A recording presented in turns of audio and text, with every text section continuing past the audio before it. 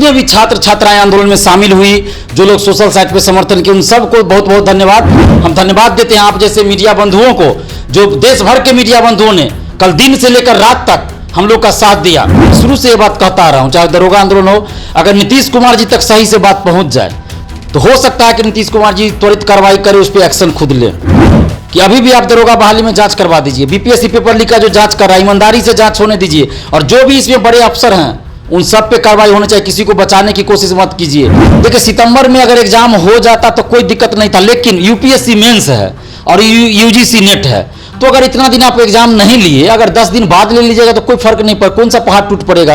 नमस्कार, आप देख रहे हैं NBC 24। मैं हूं आदेशपुरी। 67वीं बीपीएससी पुनर्परीक्षा को लेकर आपको बता दें कि छात्रों की एक बहुत बड़ी जीत हुई है। परीक्षा एक शिफ्ट में ही लिया जाएगा और परसेंटाइल व्यवस्था को खत्म कर दिया गया है। आपको बता दें कि कल पटना में, दिल्ली में और इलाहाबाद में छात्र काफी संख्या में सड़कों पर उतरे और प्रदर्शन किए आयोग के इस फैसले को लेकर।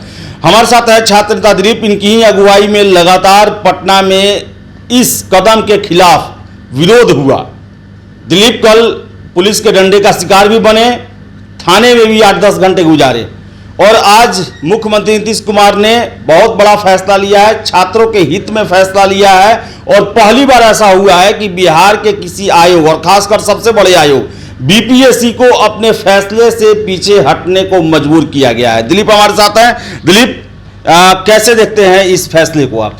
देखिए, सबसे पहले तो ये बहुत बड़ी उपलब्धि है और जीत है छात्र आंदोलन की, और इसके लिए जितने भी छात्र छात्राएं आंदोलन में शामिल हुई, जो लोग सोशल साइट पे समर्थन किए, उन सबको बहुत बहुत धन्यवाद। और इतिहास में पहली बार ऐसा हुआ कि दिन में आंदोलन हो पटना में, शाम को दिल्ली इलाहाबाद में हो जाए, रात को सीएमओ और मुख्यमंत्री एक्शन में आ जाए, और अगले दिन यानी 24 घंटा भी अभी नहीं हुआ और डिसीजन आ जाए, जो मांग है आंदोलन का छात्रों की, वो उस मांग को पूरा कर दिया जाए। तो ये पहली बार संभवतः हुआ है, और इसके लिए हम धन्यवाद देते हैं उन छात्र छात्राओं को जिन लोगों ने हमारा साथ दिया आंदोलन में। हम धन्यवाद देते हैं आप जैसे मीडिया बंधुओं को, जो देश भर के मीडिया बंधुओं ने कल दिन से लेकर रात तक हम लोग का साथ दिया।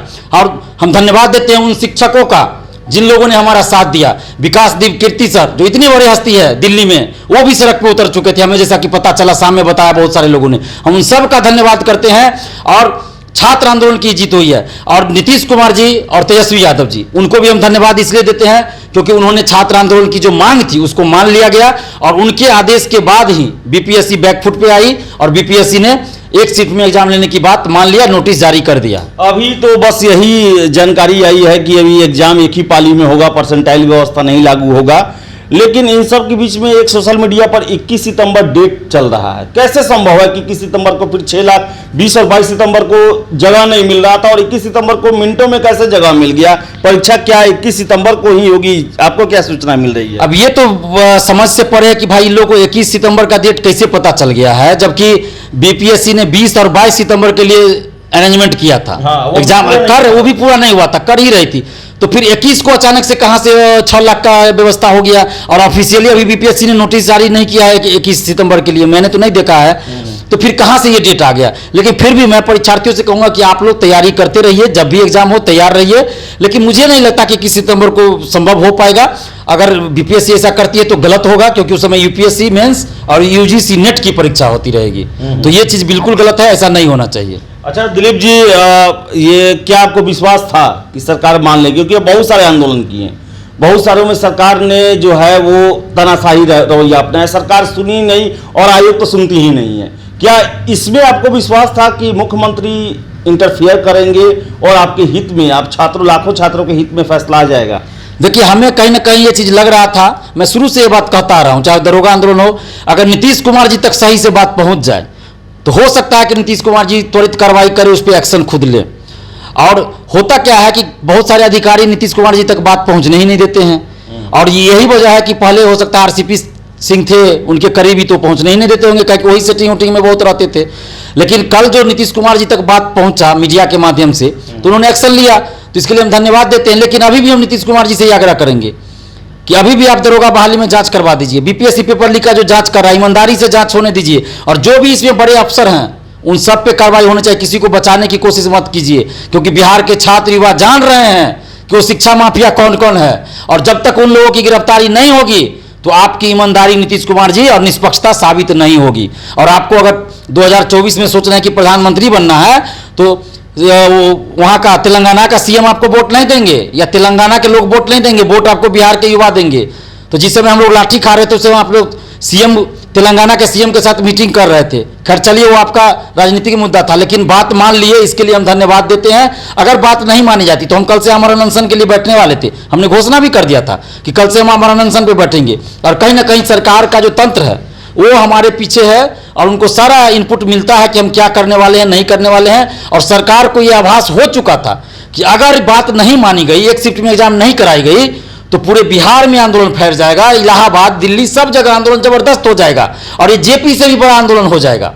इसलिए सरकार ने त्वरित कार्रवाई किया है, तुरंत एक्शन लिया। इतना जल्दी हमने आज तक कहीं एक्शन लेते हुए नहीं देखा है। पीटी परीक्षा कब तक होनी चाहिए आपके हिसाब से? आप अगर स्टूडेंट हैं तो आप क्या चाहते हैं कि सितंबर में ही हो या फिर आगे के लिए टाला जाए? देखिए, सितंबर में अगर एग्जाम हो जाता तो कोई दिक्कत नहीं था, लेकिन यूपीएससी मेंस है और यूजीसी नेट है, तो अगर इतना दिन आप एग्जाम नहीं लिए, अगर 10 दिन बाद ले लीजिएगा तो कोई फर्क नहीं पड़े, कौन सा पहाड़ टूट पड़ेगा। आप यूपीएससी मेंस और यूजीसी की जो परीक्षा है उसके बाद आप लीजिए ना, उसके 5 दिन बाद ले लीजिए, ताकि किसी को आने जाने में असुविधा ना हो। आप यूपीएससी के बीच में ले रहे हैं, यूजीसी नेट की परीक्षा है, तो आप उसके बाद ले लीजिए ना, सितंबर अक्टूबर शुरू में ले लीजिए, अक्टूबर शुरू में ले लीजिए। परीक्षा ये पर्व त्योहार है तो क्या आप ले लीजिए उसी बीच में, दुर्गा पूजा के बीच में, सब लोग तैयार है, दे देंगे एग्जाम, कोई दिक्कत नहीं है। पर्व में क्या बैंक बंद रहता है क्या? 1 दिन 2 दिन बंद रहता होगा, तो आप ले लीजिए बीच में एग्जाम, सब तैयार है, अक्टूबर में ले लीजिए, या फिर दुर्गा पूजा के तुरंत बाद ले लीजिए आप, और उस समय तो आराम से आपको सेंटर भी मिल जाएगा, सब कुछ बंद रहेगा। या दुर्गा पूजा के बाद आप ले लीजिए अक्टूबर में ना, क्या दिक्कत है आपको? या बहुत आपको लगा तो नवंबर बहुत हुआ, नवंबर से आगे नहीं जाना चाहिए, अक्टूबर में ले सकते हैं वो एग्जाम चाहेंगे तो ये करवा ले। अगर चाहेगी बीपीएससी तो आराम से अक्टूबर में एग्जाम ले सकती है। हम लोगों ने तो कहा था कि आप नवंबर से आगे नहीं जाना चाहिए। उन्होंने कहा कि अक्टूबर में सेंटर हमको नहीं मिला कहीं, तब हमने कहा था कि आप नवंबर में ले लीजिए, फर्स्ट वीक में लीजिए, सेकेंड वीक में ले लीजिए एग्जाम नवंबर में। इसके बाद हम लोगों ने ये कहा था ना, तो आयोग की जिम्मेवारी है कि वो कब एग्जाम ले, लेकिन लेट नहीं होना चाहिए अब ज्यादा, क्योंकि 6 लाख अभ्यर्थी जो मानसिक रूप से प्रताड़ित हो रहे हैं और दिन भर जो है उनके मानसिकता से, उनकी भावनाओं के साथ खेला जा रहा है, तो ये चीज बंद होना चाहिए। और एक फिक्स डेट बीपीएससी घोषित कर दे कि कब वो परीक्षा लेने जा रही है, तो डेट फिक्स घोषित कर दे और आपको बता दे कि अक्टूबर नवंबर तक परीक्षा ले ले, ये भी गुजारिश है आयोग से।